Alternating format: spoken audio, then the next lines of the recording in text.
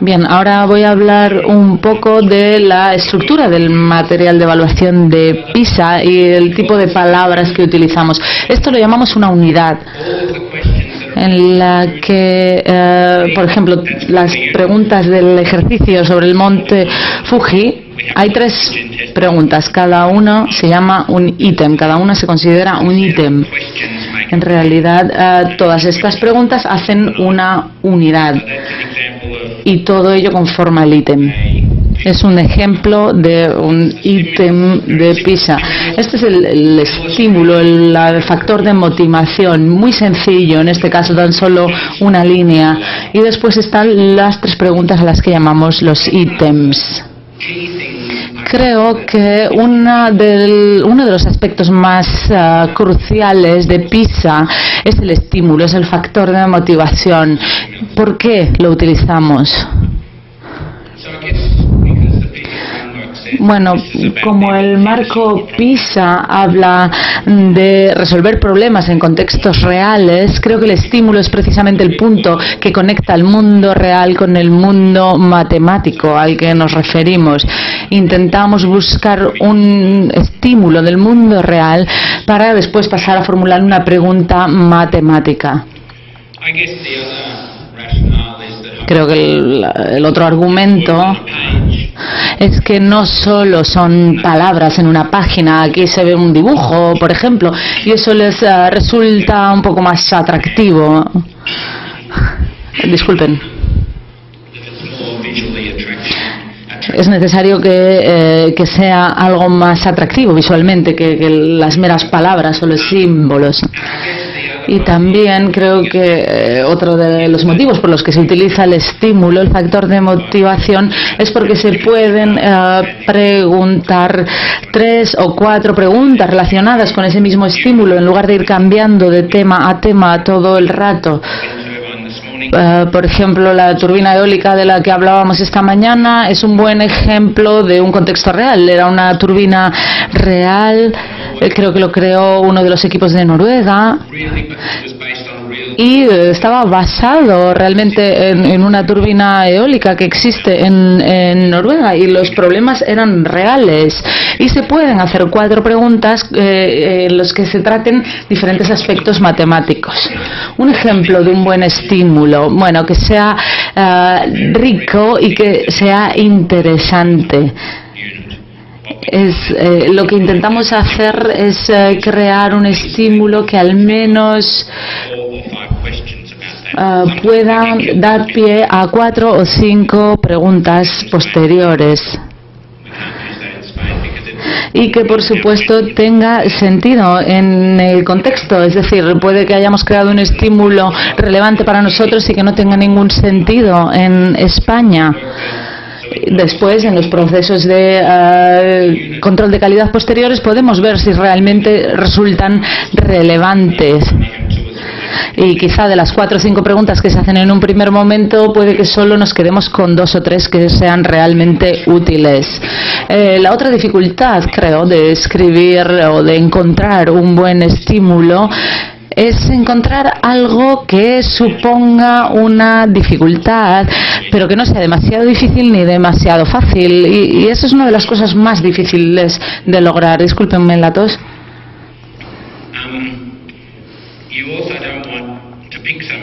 Tampoco queremos elegir algo artificial,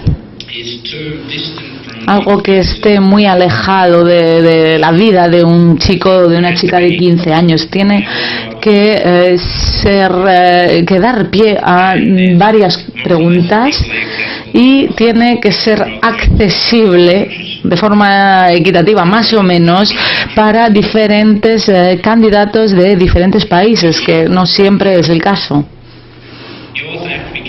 También hay que tener cuidado porque hay veces que hay estímulos que no se pueden utilizar. Bien, algunos son evidentes, no podemos asustar a los chicos, es decir, vamos a evitar el racismo, la violencia, las drogas, el alcohol. Hay un ítem que yo escribí que tenía que ver con el índice de masa corporal, es decir, si estás por encima o por debajo de un peso normal.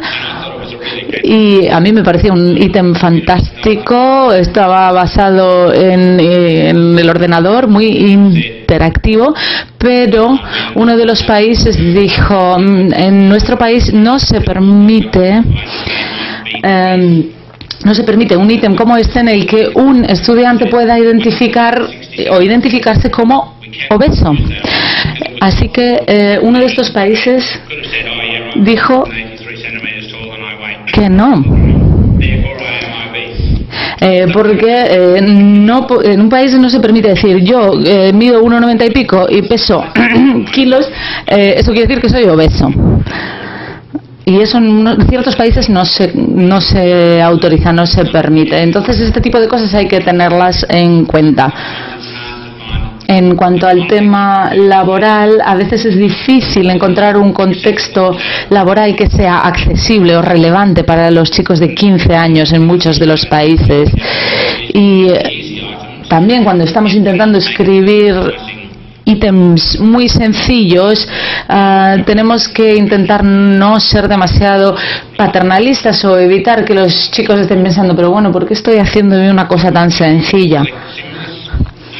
Bien, ¿cómo seleccionamos los estímulos? Bueno, intentamos que venga del mundo real, que sea apropiado desde el punto de vista cultural, también que el idioma sea adecuado y accesible, que sea interesante para la gran mayoría de los estudiantes. También hay que pensar qué duración, qué vida va a tener desde el punto de vista internacional. También hay que pensar si esto se va a pasar de moda, digamos, en 6 meses o en un año, que quizá ya no se pueda utilizar en un periodo de 3 años o incluso de 9 años. Tampoco queremos que sea demasiado difícil. Muchas veces nos ha ocurrido que nos hemos pasado de dificultad, y también tenemos que ser conscientes de que en ocasiones necesitamos permiso de derechos de autor y que hay veces que no es posible. En cuanto a lo que debemos evitar, estas son el tipo de preguntas que recuerdo de cuando yo iba a la escuela, de resolver problemas y que después tenías que escribir. Esto es un ejemplo de Estados Unidos. Ben tiene 37 cartas, Tina tiene 32 y Chris tiene 26 más que Tina. ¿Cuántos tiene Chris? Esta pregunta es ridícula, no es realista, pero lo hacemos mucho en matemáticas. Es decir, ¿cómo podemos formular una pregunta? Para mí es un juego, realmente no es un problema realista. Entonces no sería adecuado, no se aceptaría como ítem de PISA. Y esto, bueno, es un dibujo que encontré hace tiempo, os lo leo. Dice: ¿cómo veo yo los problemas de palabras? Si tienes 4 lápices, si tienes 7 manzanas, ¿cuántas tartas van a caber en el tejado?